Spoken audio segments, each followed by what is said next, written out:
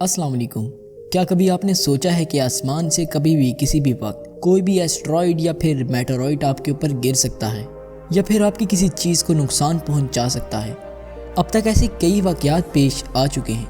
1954 में N Hedges नामा खातून के ऊपर एक छोटे साइज़ का मेटेरॉइड गिरा था और जिस वक्त ये हादसा पेश आया वो इस वक्त अपने घर में मौजूद थी।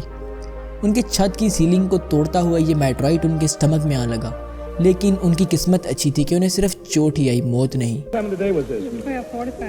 12:45 and this comes through the roof and hits you. इसके अलावा हमारी ज़मीन से कई बड़े साइज़ के एस्ट्रॉइड भी टकरा चुके हैं। आज से तकरीबन 65 मिलियन साल पहले एक 10 किलोमीटर बड़ा एस्ट्रॉइड हमारी ज़मीन से टकराया था, जिसके टकराने की वजह से हमारी ज़मीन से डायनासोर का नामो निशान मिट गया था। इसके अलावा मेटेरॉइड्स अब तक Russia, north America, Australia, Africa वगैरह में भी गिर चुके हैं। आसमान से चीज़ों के गिरने की वजह से इंसान पूरी तरह से ये सोचने पर मजबूर हो गए हैं कि एक दिन एक बड़ा एस्ट्रॉइड फिर से हमारी ज़मीन से टकराने वाला है। हॉलीवुड की कई मूवीज़ में ऐसा हो चुका है कि एक बड़ा एस्ट्रॉइड ज़मीन से टकराता है। अब आप सोचेंगे कि ऐसा तो सिर्फ हॉलीवुड की मूवीज़ में ही होता है, लेकिन आप गलत हैं। एक बड़े एस्ट्रॉइड की ज़मीन से टकराने के चांसेस होते हैं, लेकिन ऐसा होने के चांसेस बहुत कम होते हैं। इसलिए साइंसदान उस दिन के लिए तैयार हो रहे हैं कि अगर कोई बड़ा एस्ट्रॉइड ज़मीन की तरफ आता भी है तो हम उसे ज़मीन के टकराने से रोक सकें। सबसे पहले तो हम आपको ये बता दें कि आखिर ये एस्ट्रॉइड होता क्या है। एस्ट्रॉइड बड़े साइज़ के पत्थरों को कहते हैं जो सूरज के गिर्द गर्दिश करते हैं, लेकिन इनका शुमार प्लैनेट्स में नहीं होता।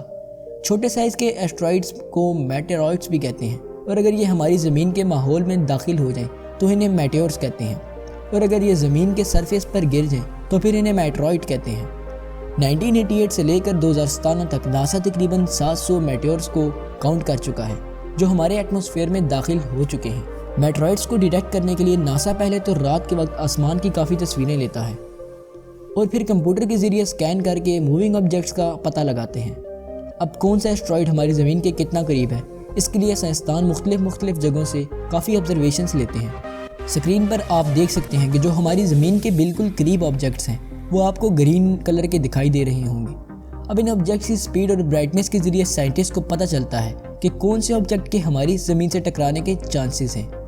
अब अगर 10 मीटर का एक ऑब्जेक्ट हमारी ज़मीन से टकराता है जो तकरीबन एक बस जितना होगा, इसके टकराने से 100 kilo ton impact energy produce होगी, और जितना बड़ा ऑब्जेक्ट होगा उसकी इम्पैक्ट एनर्जी भी उतनी ही ज़्यादा होगी।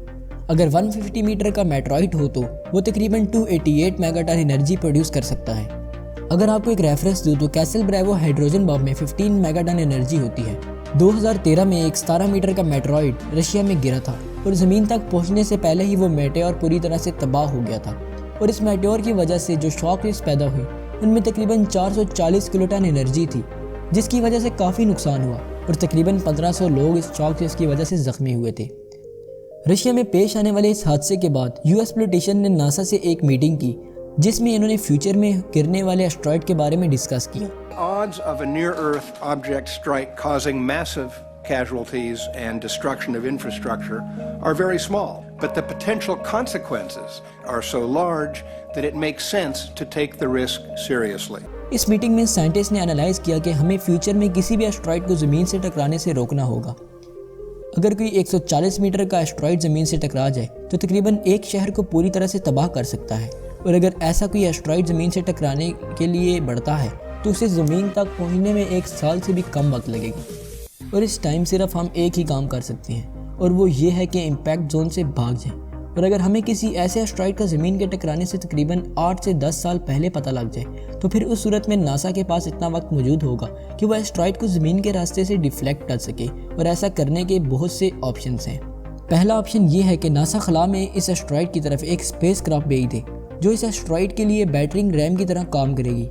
यानी ये कि जब ये स्पेस क्राफ्ट एस्ट्रॉइड से टकराएगी तो इस एस्ट्रॉइड पर बम्बार्डमेंट होगी, जिसकी वजह से एस्ट्रॉइड का पाथ चेंज हो जाएगा, जिसकी वजह से इसके हमारे ज़मीन से टकराने के चांसेस ख़त्म हो जाएंगे, और इससे डबल एस्ट्रॉइड रीडायरेक्शन टास्क भी कहते हैं। और नासा ने डार्ट सिस्टम पर काम शुरू कर दिया है, और इस प्रोग्राम को पहली बार डीडी मून नामा एस्ट्रॉइड पर ट्राई किया जाएगा जो हमारी ज़मीन के पास से 2022 में गुजरेगा। आपको बता दूँ कि इस एस्ट्रॉइड से हमें कोई भी ख़तरा नहीं है।